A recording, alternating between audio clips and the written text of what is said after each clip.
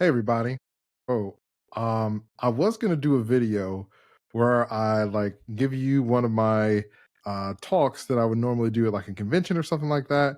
So I was like, that information should just be free and I want to put it out there so anybody can see it and have it whenever they want. Because I like helping people and I feel like it's good for people to know that. But like as I was going through my my drive of like all my videos and all the old talks that I used to give and looking at things from over the years, man, y'all, it made me sad. It made me sad. And I was like, you know what? I'm going to do a video about being sad, about being a sad game developer. And before anybody's like, wait, what does that even mean? Like, why click away? But what I mean by that is that it's a hard time right now in the games industry for game developers. And a lot of the times we hear news outlets or companies or other people outside of the industry or talking about the industry online. We don't hear from developers. And why is that? I know why. It was a rhetorical question. It's because there's a lot of studios and places where game developers work and are kind of in this position of forced anonymity. And looking at all the things from years past and like different talks that I've done and like younger versions of myself and like the screenshots on the slides made me think about that of like how there are a lot of people that I either started in the games industry with over a decade ago, well over a decade ago now, and people that I met along the way or that were like helping me when I first started, those people aren't around anymore. They either burned out of the industry or they got laid off and couldn't find another job, and so they had to do something else. And I think that's really sad because there's a lot of great art, a lot of great games that could have been made and that were in the process of being made and maybe are no longer being made uh, because the cost of some of the business practices in the games industry comes at the expense of the developers. And because we don't have a developers union, there's no one defending the developers, and developers are kind of like out there on your own.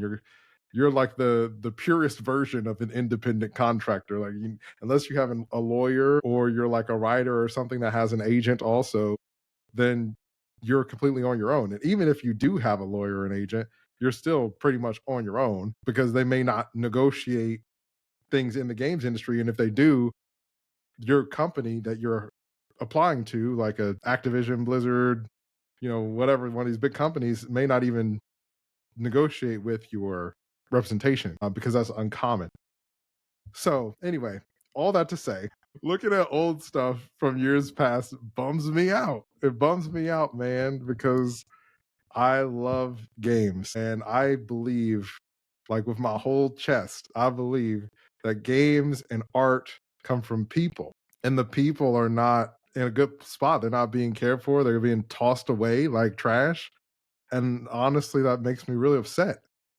And, I think that it's like a lot of people have been saying that, but I wanted to make a video about me saying it because I think it's good to hear other game developers say it. Like that makes me mad. It makes me angry. It makes me very angry. And I think that unfortunately, there are a lot of people who are in positions where they maybe don't post things online or don't have an online presence because companies make you sign these non-disclosure agreements that sometimes can be all encompassing, which like granted, when there was that moment, I don't remember if it was in 2024 or 2023 or whatever, when it was like, oh, non-disclosure agreements are illegal or you can't like they can't be upheld. I can't remember if it was just in California or if it was like everywhere.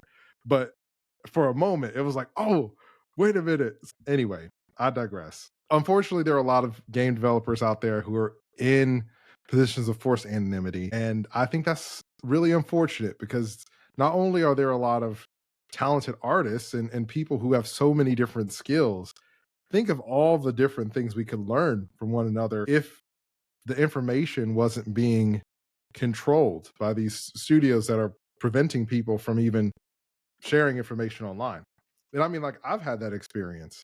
There have been so many things that I've made over the years that I just haven't been able to release. Anyway, I could talk about this kind of stuff all day.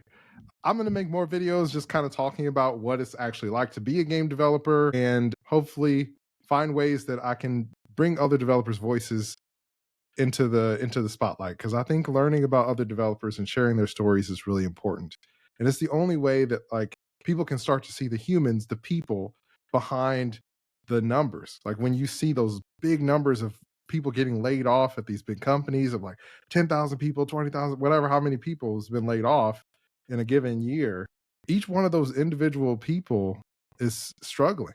And a lot of those people never find work in games again, and it's so hard to get into the games industry. If any of you have ever tried, you know, it's so hard. So for some of these people, they've been working at these studios for 20, 30 years, and the studio just lays them off. And I hate when studios make the statement of like, we're helping our developers find new jobs. That's never true. That is always a lie. It's never true. When studios do that kind of stuff, sometimes there are like a select group of people who may have the opportunity to either move to a different team, different game team in the studio, or like they have a network of people that helps them find a job at a different place. But most people, if you're just a person who shows up and you do your job and you don't really like get involved in the office politics or all of that mess, they're not helping you. They're not helping you. And most of the and those are the folks who are really going to struggle. But anyway, I love the games industry. I love making video games. I should say that. I don't love the games industry. I actually hate the games industry itself, which is a video for another time. But I love the art form of making games. I love video games. And I think that we are at a point in the history of the games industry where we have to decide when enough is enough. And I say enough is enough. Like, no, I love this art form and it's not for sale.